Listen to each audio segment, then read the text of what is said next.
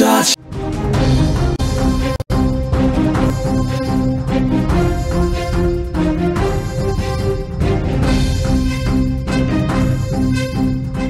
తెలంగాణలో స్థానిక సంస్థల ఎన్నికలు షెడ్యూల్ టైంకి జరుగుతాయా? ఎన్నికల కోసం డబ్బులు ఖర్చు చేయాలా వద్దా అని ఆశావాహులు డైలమాలో ఉన్న సమయంలో సుప్రీంకోర్టు ఒక కీలక తీర్పునైతే వెల్లడించడం జరిగింది.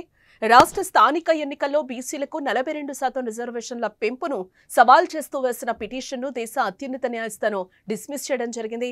హైకోర్టులో ఈ అంశంపై విచారణ పెండింగ్ లో ఉండగా ఇక్కడకు ఎందుకు వచ్చారని కూడా విచారణ సందర్భంగా కోర్టు ప్రశ్నించడం జరిగింది. ఈ అంశాన్ని హైకోర్టులోనే తేల్చుకోవాలని కూడా చెప్పింది. దీంతో తెలంగాణ సర్కార్కు కాస్త ఊరట లభించినట్టయింది. బీసీలకు 42% రిజర్వేషన్లను కల్పిస్తూ రాష్ట్ర ప్రభుత్వం తీసుకొచ్చిన జీవోపై వంగా గోపాల్ రెడ్డి అనే వ్యక్తి సుప్రీంకోర్టును ఆశ్రయించాడు. ఇప్పటికే ఎస్సీలకు 15%, ఎస్టీలకు 10% రిజర్వేషన్లు ఉన్న నేపథ్యంలో మొత్తం రిజర్వేషన్ శాతం 67కు చేరుతోందని, ఇది రాజ్యాంగం పేర్కొన్న 50% పరిమితిని మించి ఉందని కూడా పేర్కొన్నారు. అదనంగా పంచాయతీరాజ్ చట్టంలోని సెక్షన్ 285కి ఇది విరుద్ధమని, ప్రాథమిక హక్కులను ఉల్లంఘిస్తోందని కూడా తెలపడం జరిగింది. బీసీలకు ఇచ్చిన 42% రిజర్వేషన్లను రాజ్యాంగ పరిమితులను అతిక్రమిస్తున్నాయని కూడా పిటిషన్లో పేర్కొన్నారు.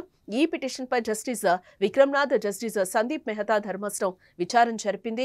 వాదనలు విన్న అనంతరం సుప్రీంకోర్టు ఈ అంశంపై ఇప్పటికే తెలంగాణ హైకోర్టులో 2 పిటిషన్లు పెండింగ్ లో ఉన్నాయని కూడా గుర్తించడం జరిగింది. అందువల్ల ఈ దశలో సుప్రీంకోర్టు దానిపై విచారణ చేపట్టబోదని కూడా ఇక్కడ స్పష్టం చేస్తుంది. దీంతో ఈ నెల 8న హైకోర్టు ఎలాంటి తీర్పు ఇస్తుందో కూడా చూడాలి.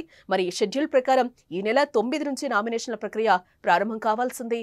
హైకోర్టు, సుప్రీంకోర్టులో రిజర్వేషన్ల పెంపు అంశంపై పిటిషన్లు పెండింగ్ లో ఉన్న నేపథ్యంలో ఆశావాహులు ఎటూ తేల్చుకోలేకపోతున్నారు. పోటీకి సిద్ధం కావాలా వద్దా అన్న ఆలోచన కూడా ప్రస్తుతం చేస్తున్నట్లుగా తెలుస్తోంది. ఇటు మరోవైపు ప్రభుత్వం కూడా హైకోర్టు తీర్పు కోసం ఎదురుచూస్తోంది. విచారణలో న్యాయస్థానం ఎన్నికలు, బీసీ రిజర్వేషన్ల పెంపుపై స్టే ఇస్తే ప్రభుత్వం ఎలాంటి నిర్ణయం తీసుకుంటుందనే దానిపై ఆసక్తి నెలకొందని చెప్పుకోవచ్చు. కోర్టు ఒకవేళ రిజర్వేషన్ల పెంపుకు నో చెప్తే వెంటనే పాత రిజర్వేషన్ల ప్రకారం ఎన్నికలకు వెళ్లాలన్నది ప్రభుత్వ ఆలోచనగా కూడా తెలుస్తుంది. ఇందుకోసం పంచాయతీరాజ్ శాఖ ఏర్పాట్లు కూడా చేస్తున్నట్లు ప్రభుత్వ వర్గాలైతే చెప్తూ ఉన్నాయి.